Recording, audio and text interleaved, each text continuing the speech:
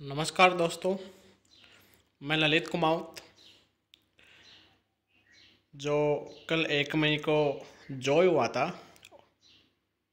Technical और Rajasthan GK का, तो राजस्थान जीके का सॉल्यूशन मैं आपके लिए लेके आया हूँ। तो देखो दोस्तों और प्रिय विद्यार्थियों, ये सॉल्यूशन देखने से पहले जो अपना कोर्स फर्स्ट, सेकंड और थर्ड लगा था उनका मिश्रित था ये, और तीनों में से क्वेश्चन पूछे गए हैं। और जो आपके तीनों की कैसे तैयारी थी वो समग्र रूप से इसमें आपको देखने को मिली होगी। आपके स्कोर आपको पता चल गया होगा, आपकी रैंक भी आपको पता चल गई होगी। ठीक है दोस्तों, आगे भी ऐसे टेस्ट लगातार जारी रहेंगे। आपको निरंतर तैयारी जारी रखनी है। आपके प्रयास अच्छे चल रहे हैं। ठीक है दोस्तों, तो अपन क्वेश्चनों की ओर चलते हैं। अपना पहला क्वेश्चन था, पहले क्वेश्चन की ओर चलते हैं। राजस्थान को मुख्य रूप से कितने भौतिक विभागों में विभाजित किया गया है? तो दोस्तों ये अपना जब अपना कोर्स 2 लगा था उसमें अपना जो टॉपिक था राजस्थान का भौतिक स्वरूप, उसका ये पहला क्वेश्चन ही बनता है और इस पेपर में भी डाला है ये। राजस्थान को मुख्य रूप से कितने भौतिक विभागों में विभाजित किया गया है? तो दोस्तों कितने भौतिक विभाग है अपने राजस्थान के? तो अपना यहाँ पे उत्तर तो हो जाएगा डी। और मैंने यहाँ पे चारों के नाम लिखे हैं: उत्तरी पश्चिम मरुस्थलीय प्रदेश, पूर्वी का मैदान, अरावली और हाड़ौती का पठार। आपको पहले भी बताया हुआ है, चारों के बारे में अपन ने विस्तार से जानकारी भी ली है कोर्स 2 में।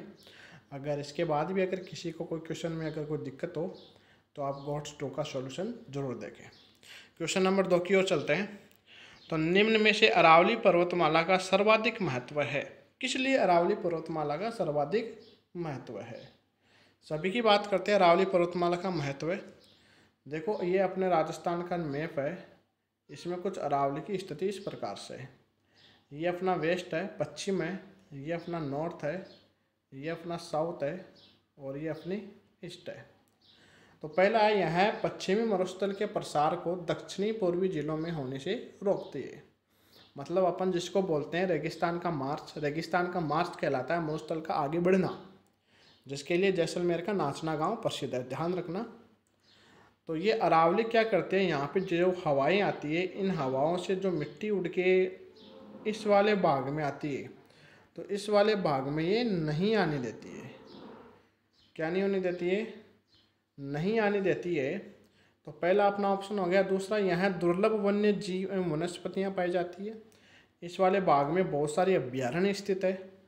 ठीक है, वहाँ पे अपन को बहुत सारी दुर्लभ वनस्पतियाँ मिलेगी। इसमें अधिक मात्रा में खनिज पाए जाते हैं। राजस्थान में कुल 81 प्रकार के खनिजों का उत्पादन किया जाता है, जो लगभग अपन को अरावली से मिलता है। मतलब अपन को तो 3 जो जानकारी मिली है, अपन को उपरोक्त जानकारी मिली है, इस जानकारी से अपन बोल सकते हैं कि अपने पास जो तीनों जानकारी है वो क्या है, सही है। तो अपने पास यहाँ पे कौन सा ऑप्शन हो जाएगा?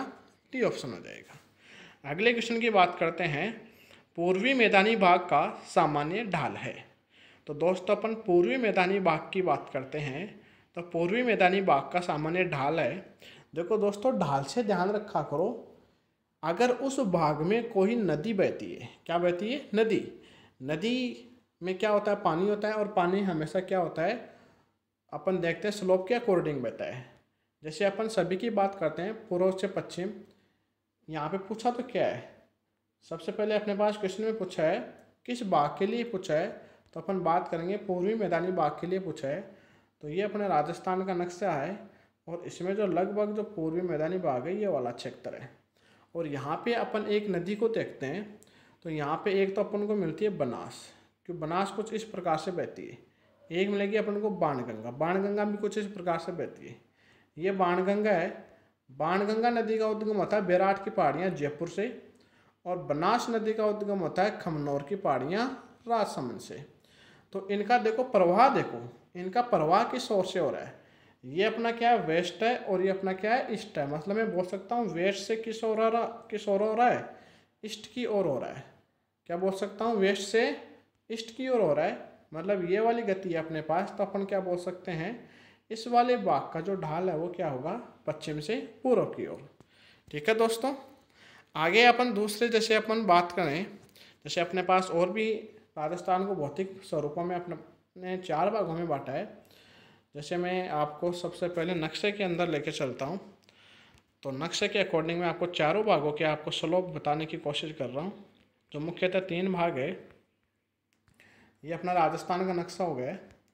राजस्थान के नक्शे में अपन पहले तो मैं चारों भागों को काटता हूँ, 4 भाग कौन कौन से हैं, फिर उनका स्लोप समझने की कोशिश करना। ये वाला भाग अपने पास है उत्तर पश्चिम, उत्तर पश्चिमी मरुस्थलीय प्रदेश। ठीक है दोस्तों, ये वाली भाग अपने कहलाएगी अरावली। क्या कहलाएगी, अरावली। अरावली दोनों ओर से स्लोप, दोनों ओर से नदियाँ बहती है। ये वाला भाग अपने पास लगभग कहलाएगा, ये वाला भाग ये कहलाएगा पूर्वी का मैदान, और नीचे वाला कहलाएगा हाड़ौती का पठार। देखो जब हाड़ौती के पठार की बात आती है, इसका स्लोप आपको मिलेगा दक्षिण से उत्तर। क्या मिलेगा, दक्षिण से उत्तर, क्योंकि यहाँ पे देखो आप चंबल को देखते हो नीचे से ऊपर आती है। इधर अभी अपन ने पूर्वी की बात की थी, अपन थोड़ा सा इसको समझते हैं। उत्तर पश्चिम उत्तर प्रदेश में अपन एक नदी पढ़ते हैं, नागपार से निकलती है, जिसका नाम है लूणी। क्या नाम है, लूणी नदी। लूणी नदी कुछ इस प्रकार से निकलती है, ये नाग पहाड़ हो गया, नागपार से कुछ इस प्रकार से निकलती है। तो अपन देखते हैं, जब अपन क्या बनाएंगे, इसका प्लस बनाएंगे, तो इसका जो प्रवाह क्षेत्र है वो क्या होगा, नॉर्थ। ठीक है, सॉरी, अगर अपन अगर प्लस यहाँ पे बना ले तो क्या होगा, नॉर्थ, और यहाँ पे क्या होगा, ईस्ट। और किस तरफ जा रहा है, साउथ और वेस्ट की तरफ। तो ये क्या हो गया, इसका स्लोप हो गया, इसका उत्तर पश्चिमी मरुस्थलीय प्रदेश का। ठीक है दोस्तों, नेक्स्ट क्वेश्चन की ओर चलते हैं। क्वेश्चन नंबर फर्स्ट हो चुका है अपना, दूसरा भी हो चुका है, तीसरा भी हो चुका है। चौथे की बात करें, राजस्थान पृथ्वी से किस क्षेत्र में स्थित है। दोस्तों गोड स्पष्ट में बताया था मैंने आपको क्वेश्चन, जिसमें यह था राजस्थान भारत के किस भाग में स्थित है, और वहाँ पे मैंने तीनों चीज़ों पे डिस्कशन किया था। जब अपने पास पृथ्वी, ठीक है, पृथ्वी की बात करें, या फिर ग्लोब की बात करें, या फिर विश्व की बात करें, तो तीनों में अपन ने देखा था उत्तरी पूर्वी गोलार्ध में स्थित है। ठीक है दोस्तों, अगर मैं इसी की चर्चा करूं थोड़ी सी, तो इसी के ऊपर अगर मैं चर्चा करूं, अपने भारत में कहाँ स्थित है, तो भारत का जैसे उसमें क्वेश्चन आया था, जैसे ये अपना भारत का नक्शा है कुछ इस प्रकार से, तो इस वाले भाग में तो अपना उत्तर पश्चिम हो जाएगा, क्योंकि ये नॉर्थ हो गया ऊपर वाला, और ये क्या हो गया, वेस्ट हो गया। इसी प्रकार से अगर एशिया के संदर्भ में भी बताया था मैंने, तो एशिया के संदर्भ में मैंने कुछ इस प्रकार से प्लस का डायग्राम बनाया था, और यहाँ पे अपने राजस्थान और भारत की स्थिति आती है। तो अपना एशिया के संदर्भ में क्या हो जाएगा, साउथ और वेस्ट हो जाएगा। ठीक है दोस्तों, तो ध्यान रखना, यहाँ पे अपने पास क्वेश्चन पूछा राजस्थान पृथ्वी, पृथ्वी मतलब ग्लोब, किस भाग में, उत्तरी पूर्वी गोलार्ध में स्थित है। क्वेश्चन नंबर 5 की ओर चलते हैं। निम्न में से कौन सा जिला अंतर्राज्यीय सीमा पर नहीं है। देखो दोस्तों, अंतर्राज्यीय सीमा पर नहीं है, बहुत अच्छा क्वेश्चन है, एग्जाम में आने वाला क्वेश्चन है। तो ये आपको मैंने जो पहले चैप्टर से ये अपना गॉड स्पष्ट में इसका ज़रूर आपको उत्तर मिल जाएगा। अपन जब बात कर रहे हैं, अपने राजस्थान में 33 जिले हैं, 33 में से 25 जिले, 33 में से 25 जिले या तो किसी देश या किसी राज्य के साथ सीमा बनाते हैं, लेकिन 8 जिले ऐसे हैं, न तो वो किसी देश के साथ सीमा बनाते हैं और न ही किसी राज्य के साथ सीमा बनाते हैं। मतलब वो 8 जिले न तो अंतर्राज्यीय सीमा बनाते हैं और न ही अंतर्राष्ट्रीय सीमा बनाते हैं। तो अपन उन 8 जिलों को भी देखेंगे। इससे पहले अपन थोड़ा सा क्वेश्चन देखते हैं।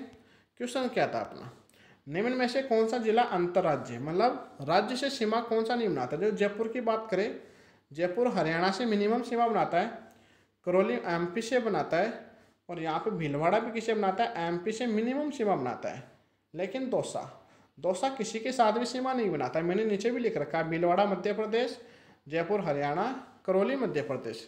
लेकिन वो 8 जिले कौन कौन से हैं जो किसी के साथ भी सीमा नहीं बनाते। देखो दोस्तों, 8 जिलों को देखो, एग्जाम की दृष्टि से मोस्ट इंपॉर्टेंट, जैसे आपको दौसा पूछा वैसे पाली भी पूछ सकता है, जोधपुर, टोंक, बूंदी, नागौर, अजमेर, राजसमंद।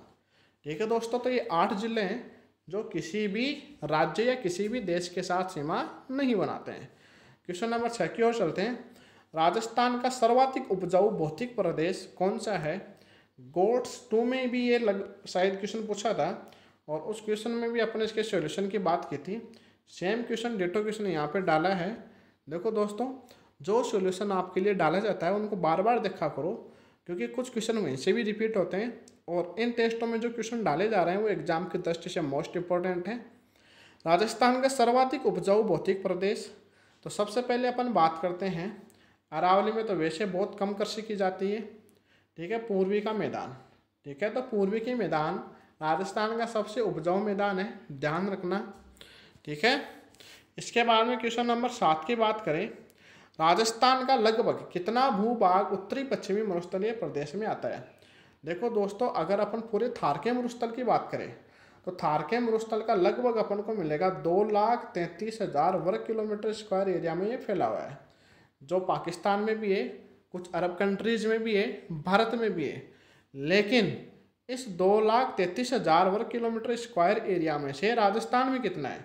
राजस्थान में 1.75 कितना है? 1.75 लाख किलोमीटर स्क्वायर। तो ध्यान रखना दोस्तों, यहाँ पे अपने पास ऑप्शन में 1.75 नहीं दिया हुआ था, लेकिन अब अपने पास देखो दोस्तों, ऐसे क्वेश्चन अपने पास जैसे बड़े एग्जाम होते हैं, जैसे RS प्री हो गया, फर्स्ट ग्रेड हो गया, HM हो गया, वहाँ पे कुछ इस लेवल के क्वेश्चन पूछे जाते हैं। वहाँ पे स्टूडेंटों को इस चीज़ का भी ज्ञान होना चाहिए कि जब अपने पास 1.75 नहीं है तो इसके लगभग वैल्यू अपन कौन सी लें।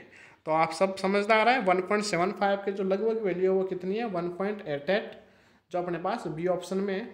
मैंने अलग से भी लिखा है यहाँ पे, राजस्थान का जो थार का मरुस्थल है उसमें लगभग जो राजस्थान है 1.75 लाख किलोमीटर स्क्वायर एरिया में, ठीक है दोस्तों। क्वेश्चन नंबर 8 की ओर चलते हैं। तो राजस्थान में अनुप्रस्थ बालुका स्तूपों का सर्वाधिक विस्तार है, ठीक है दोस्तों। अनुप्रस्थ और एक है अनुदैर्घ्य। अनुदैर्घ्य अनुप्रस्थ में थोड़ा सा अंतर है, दोनों को समझने की कोशिश करो। अनुप्रस्थ बालुका स्तूप तो वह स्तूप होते हैं जो पवनों के समान, अनुदैर्घ्य तो वो होते हैं, अनुदैर्घ्य की बात कर रहा हूँ मैं, वह बालुका स्तूप होते हैं जो क्या हो? पवनों के समांतर हो। लेकिन अनुप्रस्थ क्या होते हैं? जो पवनों के क्या हो? लंबवत हो, या फिर मैं क्या बोल सकता हूँ, वहाँ पे कोण कितने डिग्री का बनता हो? 90 डिग्री का बनता हो, ठीक है दोस्तों। तो अनुप्रस्थ बालुका स्तूप राजस्थान में सर्वाधिक कहाँ पे है? सर्वाधिक कहाँ पे? बाड़मेर में, उसके बाद जोधपुर में, जोधपुर के साथ आपको शेखावाटी प्रदेश में भी कुछ देखने को मिलेंगे। लेकिन जो अनुदैर्घ्य बालुका स्तूप है वो सर्वाधिक कहाँ पे? जैसलमेर में। और जो बरखान है वो सर्वाधिक कहाँ पे? चूरू में। चूरू के बाद शेखावाटी अंचल आ जाएगा, ठीक है दोस्तों। क्वेश्चन नंबर 9 की ओर चलते हैं। बाड़मेर में स्थित गोलाकार पहाड़ियों को कहा जाता है? देखो दोस्तों, राजस्थान में 2 गोलाकार पहाड़ियाँ हैं। कहाँ पे है? पहले उनकी चर्चा करते हैं, उसके बाद अपन इस थोड़ा सा क्वेश्चन के ऊपर भी चर्चा करते हैं। बहुत अच्छा क्वेश्चन है, एग्जाम की दृष्टि से मोस्ट इंपॉर्टेंट है। देखो दोस्तों, अपन ने बाड़मेर में कुछ देखी थी 56 की पहाड़ियाँ। कौन सी पहाड़ियाँ? 56 की पहाड़ियाँ। तो दोस्तों, 56 की पहाड़ियों की थोड़ी सी अपनी विशेषता की बात करें, जो अपने पास राजस्थान में 56 की पहाड़ियाँ बाड़मेर में स्थित है, इनमें से एक तो जो सबसे ऊंची चोटी है उसका ध्यान रखना, इसका नाम है हल्देश्वर महादेव की पहाड़ी। क्या नाम है? हल्देश्वर महादेव की पहाड़ी। ये कहाँ पे भी है? ये बाड़मेर में है, जो 56 की पहाड़ियों में से सबसे ऊंची चोटी है। और इस चोटी पे हल्देश्वर महादेव का मंदिर भी बना हुआ है। इसी के साथ में इन्हीं पहाड़ियों में कुछ पहाड़ियाँ जो अपन पहनते हैं ना, हाथ में चूड़ी पहनते हैं, कुंडन पहनते हैं, उसकी आकृति की कुछ पहाड़ियाँ भी मिलेगी अपन को, मतलब कुछ इस प्रकार से गोलाकार आकृति की पहाड़ियाँ, ठीक है। राजस्थान में 2 जगह हैं, राजस्थान में 2 जगह हैं ऐसे गोल पहाड़ियाँ मिलेगी, ऐसे गोल पहाड़ियाँ। तो ये वाली पहाड़ियाँ, एक तो नाकोड़ा पर्वत, ठीक है, नाकोड़ा की पहाड़ियाँ जो अपन को 56 की पहाड़ियों में देखने को मिलेगा। कहाँ पे मिलेगी अपन को?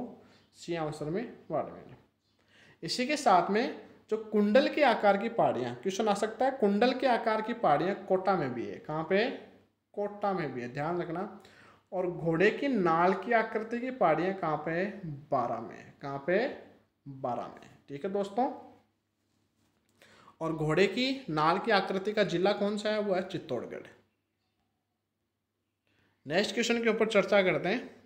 निम्न में से मरुधर के नाम से राजस्थान का कौन सा संभाग प्रसिद्ध है? देखो दोस्तों, बीकानेर को जांगल संभाग भी बोला जा सकता है, जांगल प्रदेश भी बोला जा सकता है। कोटा को क्या बोला सकता, कोटा का वैसे कोई विशेष तौर से कोई नाम नहीं है, वैसे कोटा का तो अपन को प्रॉपर नाम मिल जाएगा, लेकिन जो कोटा संभाग है उसको हाड़ौती संभाग भी बोला जा सकता है। ध्यान रखना, जोधपुर, जोधपुर को मरुधर, मरुधर मतलब रेगिस्तान, रेगिस्तान में सर्वाधिक विस्तार किस संभाग का है? तो आपको पता होना चाहिए जोधपुर का है। किसका है? जोधपुर का है। नेक्स्ट क्वेश्चन की ओर चलते हैं। राजस्थान किस ग्रिड में स्थित है? ग्रिड का मतलब होता है कौन से अक्षांशों में स्थित है, कौन से देशांतरों में स्थित है, लेकिन यहाँ पे देशांतरों का कोई ऑप्शन नहीं है, तो अपन थोड़ी सी अक्षांशों के ऊपर चर्चा करते हैं। ये राजस्थान का ग्लोब हो चुका है, सॉरी भारत का, वर्ल्ड का ग्लोब हो चुका है। यह वाली अपनी भूमध्य रेखा हो गई। सबसे पहले ये वाला नॉर्थ है और ये वाला साउथ है। नॉर्मल कॉमन सेंस की बात है, आप इस लेवल पर तैयारी कर रहे हो। तो अपना जो राजस्थान है, भारत है, ये मैंने एक बीच में से काट दी जो 0 डिग्री देशांतर है। अपने राजस्थान और भारत की स्थिति यहाँ पे है। तो अपन सबसे पहले अपन ने गोलार्ध पूछा है, लेकिन यहाँ पे पश्चिमी अक्षांशों में अक्षांशों के ऑप्शन दिए, तो मैं यहाँ पे कुछ अक्षांशों वाली लाइनें खींच लेता हूँ। सबसे पहले तो देखो, पश्चिमी अक्षांश और पूर्वी अक्षांश दोनों ही नहीं होती है।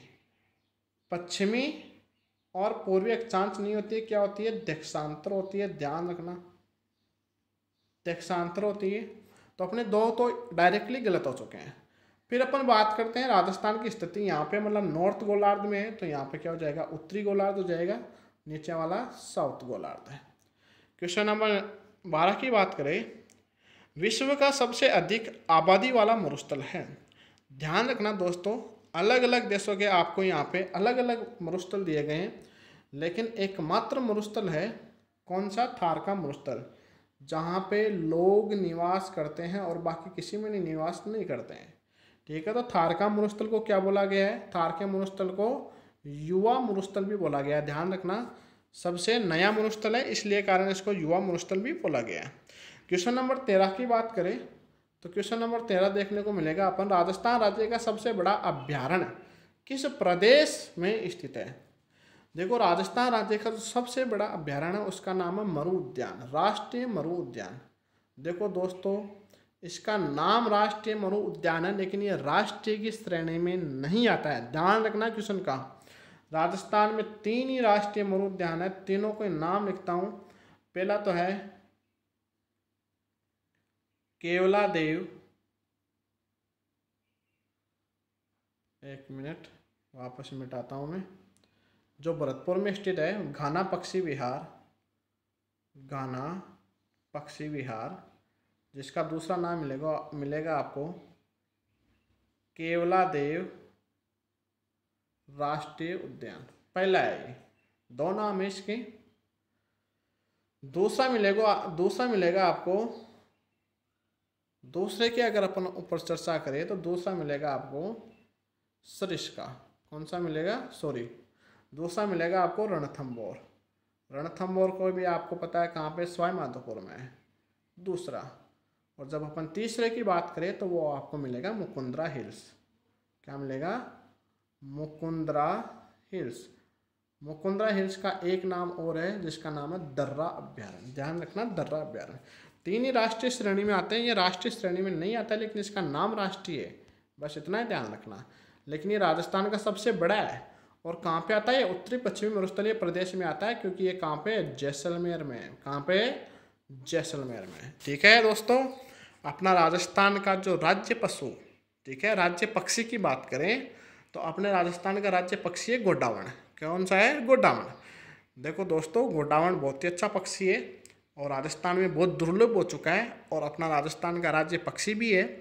अपने राजस्थान का जो राज्य पक्षी गोडावण है कुछ ही मात्रा में बचे, लगभग 35 से 36 बचे, और वो भी कहाँ पे है? इस मरु उद्यान में है। कौन से उद्यान में? मरु उद्यान में है। तो जरूर आपको एक बार देखना चाहिए। ठीक है, कुछ ही दिनों में इनकी धीरे धीरे संख्या कम हो रही है, बढ़ नहीं रही है, लेकिन संख्या कम हो रही है। ठीक है दोस्तों, तो ध्यान रखना, राजस्थान का जो राज्य पक्षी है गोडावण, वो भी कौन से में पाया जाता है? राष्ट्रीय मरु उद्यान में। इसी में पीवड़ा सांप भी पाया जाता है। पीवड़ा सांप, ध्यान रखना, एकमात्र ऐसा सांप है जो लोगों को काट के नहीं मारता है, ये उसकी श्वास में जहर घोल देता है। ठीक है दोस्तों, क्वेश्चन नंबर 14 की ओर चलते हैं अपन। पवन की दिशा के समकोण पर बनने वाला पालू का स्तूप, अभी अभी मैंने बताया था अनुदैर्घ्य। ठीक है, अनुप्रस्थ में थोड़ा सा अंतर समझना। ठीक है, अनुप्रस्थ, अनुप्रस्थ का मतलब क्या है, 90 डिग्री पे बनने वाला बालू का स्तूप। ठीक है दोस्तों, क्वेश्चन नंबर 14 का बी आंसर हो जाएगा। इसके बाद नेक्स्ट क्वेश्चन नंबर 15 की बात करें, पश्चिमी मरुस्थलीय प्रदेश की लंबाई क्या है। लंबाई और चौड़ाई मैंने दोनों लेके आया हूँ यहाँ पे आपके लिए, और मेरा नोट्सों में भी लिखवाया मिलेगा कोचिंग में। लंबाई और चौड़ाई, लंबाई और चौड़ाई है 640 × 300 किलोमीटर। ये थोड़ा सा ध्यान रखना, कल सेंटीमीटर में डाटा आ गए थे, सेंटीमीटर में नहीं है दोस्तों, किलोमीटर में। कॉमन सेंस की बात है, थार के मरुस्थल की बात हो रही है, तो ज़रूर किलोमीटर में छोटी मोटी टाइपिंग मिस्टेक हो जाती है। अगले नेक्स्ट क्वेश्चन की बात करें, क्वेश्चन नंबर 16, राजस्थान में किस जिले की सीमा पाली से नहीं लगती है। तो सबसे पहले तो ये ध्यान रखो, राजस्थान में जो पाली जिला है वो सर्वाधिक 8 जिलों से क्या बनाता है, सीमा बनाता है। कितने जिलों से, 8 जिलों से। वो 8 जिले कौन कौन से, उनके ऊपर चर्चा करते हैं। सबसे पहले तो देखो, भीलवाड़ा जिला सीमा नहीं बनाता है, तो इसका आंसर तो क्या हो जाएगा, भीलवाड़ा। मतलब 3 तो ये हो गई, 3 तो कौन से हो गए, सिरोही, उदयपुर, जोधपुर। अगर अपन नेक्स्ट की बात करें तो मैंने 8 जिलों आपके लिए लेके आया हूँ, 8 जिले कौन कौन से उनके ऊपर चर्चा करते हैं। सिरोही, उदयपुर, जोधपुर आपको ऑप्शन में दिए हुए थे, इसके साथ राजसमंद, जालौर, बाड़मेर, नागौर और अजमेर। 8 जिले सर्वाधिक, पाली जिला सभी जिलाओं के साथ क्या बनाता है, सीमा बनाता है। इसके बाद 7 जिलों के साथ सर्वाधिक सीमा बनाने वाला है नागौर, 2 नंबर पे है। देखो RS प्री में अच्छा में क्वेश्चन पूछा गया है, ज़्यादातर 1 नंबर वाला सभी को याद रहता है, लेकिन 2 नंबर वाला याद नहीं रहता। कौन सा है, नागौर, नागौर 7 के साथ बनाता है। क्वेश्चन नंबर 17 की बात करें, असंगत कौन सा युग में असंगत है। असंगत की बात करें अपन दोस्तों, तो सबसे पहले असंगत की बात करने से पहले मैं एक एक चीज़ों के ऊपर चर्चा करता हूँ। बरखान तो क्या होते हैं, अर्धचंद्राकार बालू के टिल्ले होते हैं, जो राजस्थान में सर्वाधिक चूरू, सीकर, झुंझुनू मतलब शेखावाटी प्रदेश में। धोरे, धोरे क्या होते हैं, धोरे टिल्लों को ही बोला जाता है। ठीक है, जो लहरदार टिल्ले होते हैं खासतौर जैसलमेर में, उनको धोरे बोले जाते हैं। खादर, देखो दोस्तों, जब अपन ने ये कुछ मैंने नदी बनाई है, ठीक है, ये चंबल नदी है, ये वाला जो नीचे वाला भाग है ये तो कहलाता है खादर। क्या कहलाता है, खादर, ध्यान रखना। और ये जो ऊपर वाला भाग है ये कहलाता है डांग। क्या कहलाता है, डांग। तो डांग की रानी करौली और खादर, तो ध्यान है ना, खादर गहरी गढ़युक्त बीहड़ भूमि क्या कहलाती है, खादर कहलाती है। खड़ीन, खड़ीन के ऊपर भी अपन ने चर्चा की है। खड़ीन क्या है, खड़ीन मैंने आपको बताया था, दो बालू के स्तूपों के बीच में, जैसे 2 बालू के स्तूप है ये वाले, और इनके बीच में बारिश के दिनों में पानी भरेगा, और यहाँ पे अपन जो कृषि करेंगे वो अपने क्या कहलाएगी, खड़ीन कहलाएगी। क्या कहलाएगी, खड़ीन कहलाएगी। तो दोस्तों ध्यान रखना, यहाँ पे असंगत कौन सा है, मुल्तानी मिट्टी नहीं है भाई, यहाँ पे ये क्या है, कृषि है। क्या है, कृषि से संबंधित है, ध्यान रखना। क्वेश्चन नंबर 18, निम्न में से असुमेलित है। ठीक है, असुमेलित की बात करें, देखो दोस्तों क्वेश्चन थोड़ा सा ये हटके था, कॉमन सेंस का क्वेश्चन है। उत्तरी पश्चिमी मरुस्थलीय प्रदेश आपके 61% लिख रखा था। ठीक है, यहाँ पे लिखा हुआ नहीं है, लेकिन एज इट इज में है कितना, 61.11%। मतलब ये डाटा एकदम क्लियर नहीं लिखा है, लेकिन यहाँ पे जो डाटा लिखा है वो लगभग लिखा है। क्या लिखा है, लगभग। पूर्वी मैदानी प्रदेश 23% रहते हैं, एज इट इज लिखा है। दक्षिणी पूर्वी पठार, तो दक्षिणी पूर्वी पठारी है वो है 6.89।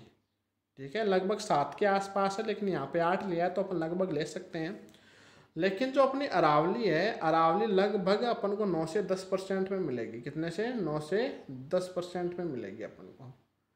मतलब वैसे तो एज इट इज तो 9% ही है, लेकिन ये मिलेगी कितने में। अब अपन को यहाँ पे क्या करना है, इसमें लिख रखा है 91%। कितना लिख रखा है, 91%। तो यहाँ पे 91 नहीं है, यहाँ पे क्या हो जाएगा, सी हो जाएगा, 9% है। ठीक है दोस्तों, ये भी लगभग वैल्यू है, ये एज इट इज है, ये भी लगभग है, लेकिन ये बहुत ज़्यादा डिफरेंस है। 9 में 91 में लगभग नंबर, सॉरी लगभग 80 कैसे का अंतर आ जाता है। तो ये अपना क्या है, गलत है। नेक्स्ट क्वेश्चन की बात करें, क्वेश्चन नंबर 19, थार का नकली स्थान या ओरसिस कहलाता है। ध्यान रखना, अपन लाटी सीरीज की बात करें, लाटी सीरीज सबसे पहले तो पाई कहाँ जाती है, जैसलमेर में पाई जाती है। कहाँ पे, जैसलमेर में पाई जाती है, सबसे इम्पोर्टेंट क्वेश्चन है। और जहाँ पे लाटी सीरीज है वहीं पे राठी गाय की नस्ल पाई जाती है, जिसे राजस्थान की कामधेनु कहा गया है। रन क्या कहलाते हैं, छोटे जो बालू के मैदानों में जो छोटे खारी पानी के जिले होते हैं, छोटे गड्ढे, उनको रन या टोड बोला जाता है। सेवण घास जो विलुप्त अपन बोल सकते हैं, सर्वाधिक राजस्थान में जैसलमेर में और राजस्थान के उत्तरी पश्चिमी मरुस्थलीय प्रदेश में। कुलदरा घाम भी प्रसिद्ध है, ध्यान रखना। इसी के साथ में थार का नकली स्थान या ओरसिस किसको कहा जाता है, लाटी सीरीज को कहा जाता है। ध्यान रखना, एक प्रकार की अवसादी चट्टानें है। क्या है, अवसादी चट्टानें, सेडिमेंट्री रॉक्स है ये। तो अपन बात करते हैं क्वेश्चन नंबर 19 में बी आंसर हो जाएगा। क्वेश्चन नंबर 20 की ओर चलते हैं। थार के मरुस्थल में पारिस्थितिकी संतुलन कौन बनाता है। पारिस्थितिकी संतुलन, ध्यान रखना, ये जीवन से संबंधित है। किससे संबंधित है, जीवन का संतुलन बनाने के लिए जो वहाँ पे जो लाटी सीरीज है वही एक प्रकार से क्या है, भूगर्भिक जल पट्टी है। और इस भूगर्भिक जल पट्टी में एक कुआं खोदा गया है, इस कुआं का नाम है चांदन। क्या नाम है, चांदन। इस चांदन कुएं से क्या निकाला जाता है, मीठा पानी निकाला जाता है। और इसको रेगिस्तान का क्या बोला जाता है, घड़ा बोला जाता है। ध्यान रखना, 3-4 क्वेश्चन बनते हैं यहाँ से। तो यहाँ पे ए ऑप्शन हो जाएगा। बरखान, बलसान, अवसादी चट्टानें, आपको सब कुछ बताए हुए हैं। ठीक है दोस्तों, क्वेश्चन नंबर 21 की ओर चल रहे हैं। मरुस्थल में 2 बालुका स्तूपों के बीच वर्षा से निर्मित मैदान कहलाते हैं। क्या कहलाते हैं, मैदान। देखो दोस्तों, मैदान की बात करते हैं थोड़ी सी।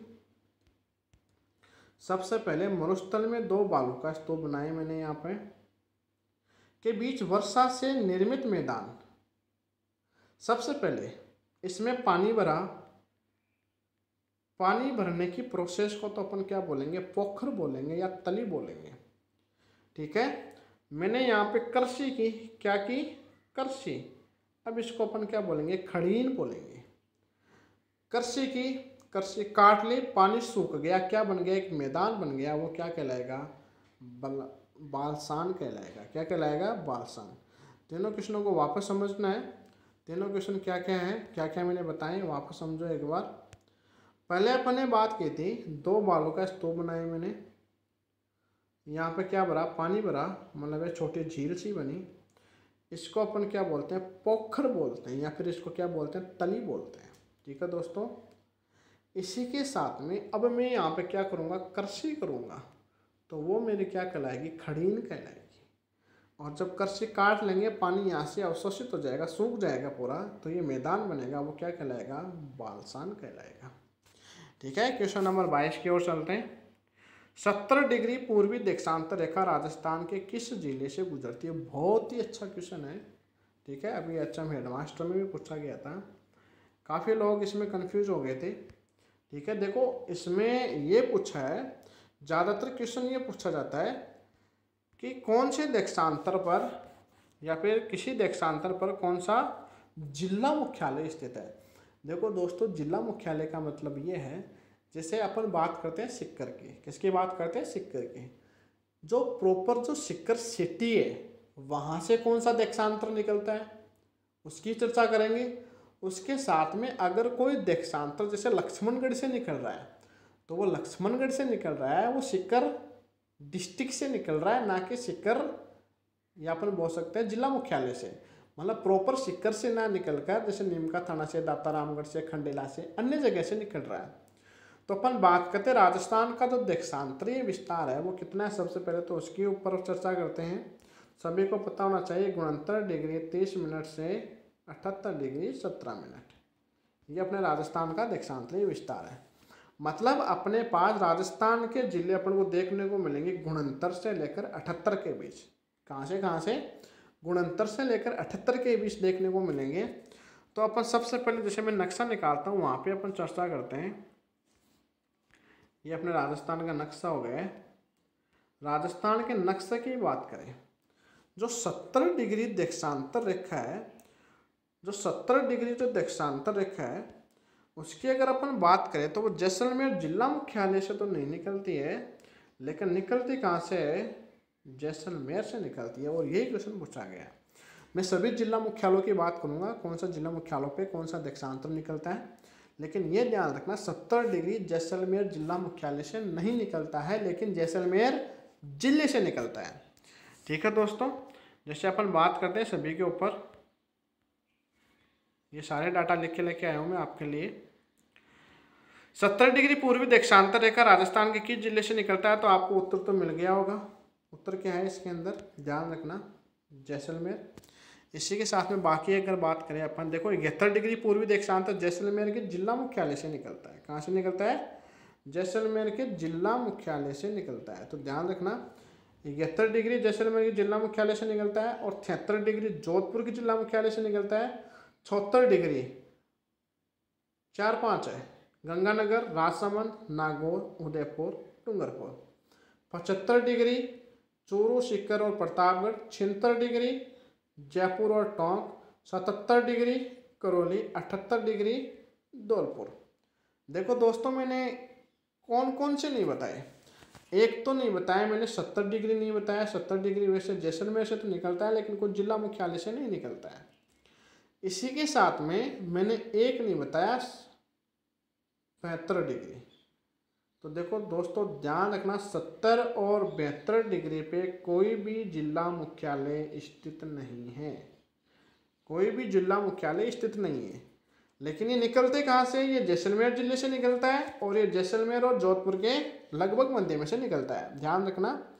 इसी के साथ में आपको क्वेश्चन पूछा जा सकता है, अपने पास 70 डिग्री से लेकर जो 78 डिग्री तक के देशांतर थे, इनके मध्य वाला देशांतर कौन सा है? तो उसका भी ध्यान रखना। मध्य वाला देशांतर है 76 डिग्री पूर्वी देशांतर। क्वेश्चन पूछा जा सकता है, मध्य वाला देशांतर कौन सा है? 76 डिग्री पूर्वी देशांतर।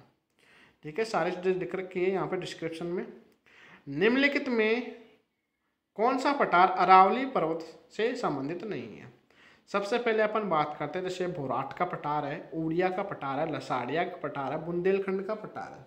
तो इस सबसे पहले तो अपन थोड़ी सी आंसर पे चर्चा कर लेते हैं। बुंदेलखंड का पठार, क्योंकि एमपी का है। कहाँ का है? एमपी का उत्तरी भाग में स्थित है। एमपी के उत्तरी भाग में स्थित है बुंदेलखंड का पठार। लसाड़िया का पठार कहाँ पे? उदयपुर में। उड़िया का पठार राजस्थान का सबसे ऊंचा पठार है, 1360 मीटर हाइट है इसकी। ठीक है, जो कहाँ पे है? ध्यान रखना दोस्तों, आपको मिलेगा ये सिरोही में।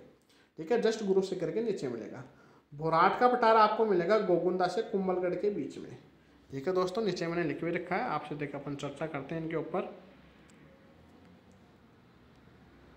चर्चा के विषय की बात करते हैं अपन। जैसे लसाड़िया, इसको लासोड़िया का पठार भी बोलते हैं, नाम ध्यान रखना, उदयपुर में। उड़िया का पठार सिरोही में, राजस्थान का सबसे ऊंचा पठार है, 1360 मीटर हाइट है। भोराट का पठार गोगुंदा और कुंभलगढ़ राजसमंद के बीच में है, ये वाला पठार है। बुंदेलखंड का पठार कहाँ पे? एमपी का उत्तरी भाग में स्थित है। ये अपने राजस्थान की अरावली से संबंधित नहीं है, तो इसका उत्तर क्या हो जाएगा? बुंदेलखंड का पठार। नेक्स्ट क्वेश्चन की बात करें अपन। नेक्स्ट क्वेश्चन आ गया, सिरोही जिले में तीव्र ढाल युक्त एवं कटी फटी पहाड़ियों का स्थानीय नाम क्या है? क्वेश्चन अपन बात करते हैं WRD 2016, डिट्टो क्वेश्चन आया था ये। ठीक है दोस्तों, जाके आप पेपर में देख सकते हो, जरूर मिल जाएगा आपको। सिरोही जिले में तीव्र ढाल युक्त एवं कटी फटी पहाड़ियाँ क्या कहलाती है? भाकर कहलाती है। क्या कहलाती है? भाकर। इससे पहले अपन ने बात की थी भोराट की। थोड़ी सी अपन उपरमाल और गिरवा की बात कर लेता। तो उपरमाल का पठार कहाँ पे है? भीलवाड़ा बिजोलिया से लेकर भैंसरोडगढ़ चित्तौड़गढ़ के मध्य है। ये वाला भैंसरोडगढ़ चित्तौड़गढ़ के बीच में ये वाला जो पठारी भाग है, इसको उपरमाल का बोला गया है। गिरवा, गिरवा कहाँ पे? उदयपुर में। उदयपुर में तश्तरी नुमा पहाड़ियों को क्या कहा जाता है? गिरवा कहा जाता है। क्या कहा जाता है? गिरवा। इसी के साथ में अपन नेक्स्ट जो अपना जो लास्ट क्वेश्चन है उसकी चर्चा करते हैं। राजस्थान के किस भौतिक प्रदेश में मुकुंदरा की पहाड़ियाँ स्थित है? तो मुकुंदरा हिल्स अभ्यारण्य अभी अपन ने देखा था, कोटा में मिलेगा आपको। और कोटा कहाँ पे पड़ता है? हाड़ौती प्रदेश में पड़ता है। तो इसका आंसर क्या हो जाएगा? ए। ठीक है दोस्तों, आज को ये आपको जो जानकारी कैसे लगी उसके लिए आप कमेंट बॉक्स में ज़रूर जानकारी दें। आगे भी लगातार ऐसे टेस्ट जारी रहेंगे। टेस्ट निःशुल्क है, आपको बता दिया गया है, किसी प्रकार का शुल्क नहीं लिया जा रहा है। तो आप अपने ज़्यादा से ज़्यादा दोस्तों को बताइए इस टेस्ट के बारे में, वो भी टेस्ट देंगे, उनको भी अपने कंपटीशन का पता चलेगा। ठीक है दोस्तों, आज के लिए आपको जानकारी कैसी लगी ज़रूर अपनी राय कमेंट बॉक्स में दें। जय हिंद, जय भारत।